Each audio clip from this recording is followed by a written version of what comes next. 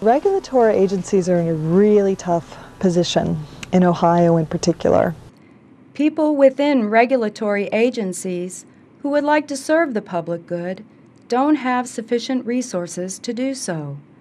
Limited funding for research and litigation against corporations, as well as a lack of political support, force regulators to merely moderate and mediate the ills that corporations place on society, rather than stopping or preventing them. Regulatory agencies were created in Ohio and elsewhere, not for the purpose of defining corporations as subordinate, but merely to make them a little less harmful. In fact, corporations were, on the whole, willing to accept many regulatory agencies because they shielded them from the public. It was easier to influence a few regulators than an entire legislature, on condition that regulatory decisions could be appealed to courts, where corporations were confident they could win. Corporations also favored regulatory agencies as a way to head off a tidal wave of public ownership of corporations, especially utilities. Former Cleveland Mayor Tom Johnson expressed his opinion regarding citizen control of utilities. I believe in the municipal ownership of all public service monopolies, for if you do not own them, they will, in time, own you. They will rule your politics, corrupt your institutions, and finally destroy your liberties. Money is corrupting the whole system. And now it is corrupting it on a global level.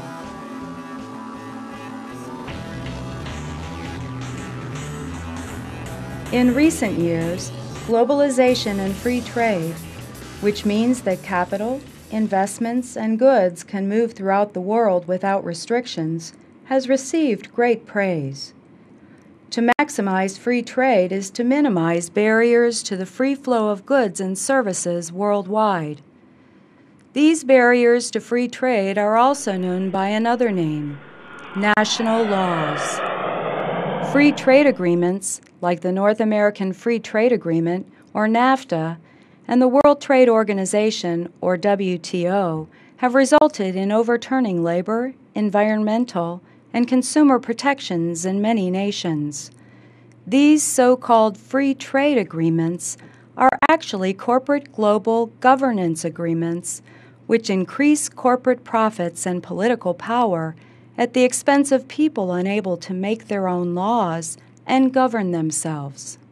Trade agreements like NAFTA have helped to destabilize the workforce in more affluent countries by exporting production to less affluent countries where labor is exploited at incredibly low and unfair wages.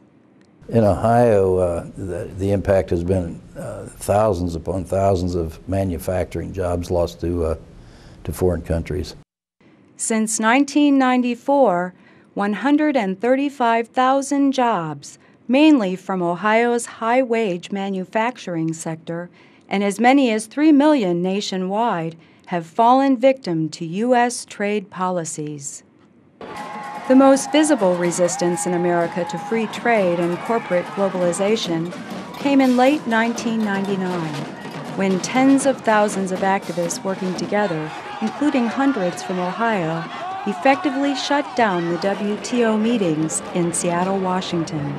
Citizens again expressed their disagreement in November 2000, when the Transatlantic Business Dialogue, a group of business leaders and heads of state in the U.S. and Europe, met in Cincinnati. The free trade of the Americans and the NAFTA agreement didn't create anything new. It's those documents are legal manifestations of an ongoing economic phenomenon.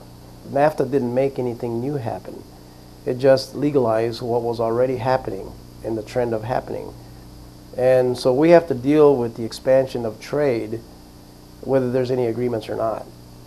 Recognizing the realities of global trade means recognizing the policies that are crafted in favor of corporations that result in the disrespect and exploitation of workers worldwide. When you're not respecting them, you're denigrating them as people. Some of these multinationals don't even see them as people. They see them as commodities.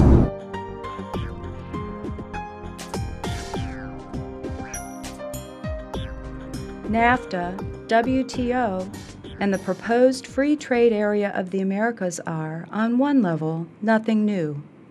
Efforts by the ruling elite in this country to do what they want, where they want, and when they want in the name of free trade are as old as the Republic itself, beginning with the Commerce Clause of the U.S. Constitution. In the name of guaranteeing interstate commerce, the Commerce Clause has over time become a battering ram for corporate agents to challenge scores of local, state, and federal laws on labor, health, the environment, and other areas. In one famous decision in 1942, Wickard versus Filburn, the United States Supreme Court ruled against an Ohio farmer who had the audacity to feed his chickens with homegrown feed instead of store-bought feed. Corporate globalization is merely the next level of a 150-year-old national trend by corporations. A century and a half ago, corporations sought to escape democratic public control by seeking decisions from courts rather than legislatures, since legislatures were, relatively speaking, more democratic and less easily influenced than courts. By seeking decisions at the federal level rather than at the state level, since it was much harder for the public to gain access to their federal representatives or to travel to Washington than it was for corporations, and by shifting decisions from the legislative branch to the newly created regulatory agencies, entities which could shield corporations by merely regulating their activities rather than controlling or replacing them. Today, corporations seek to escape state and national controls by going global in the name of free trade.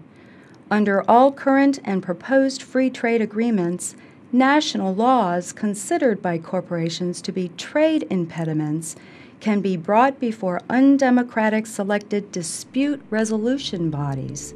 They meet and make decisions in secret and have the power to call for national governments to change their laws or face economic penalties. This is deeply undemocratic.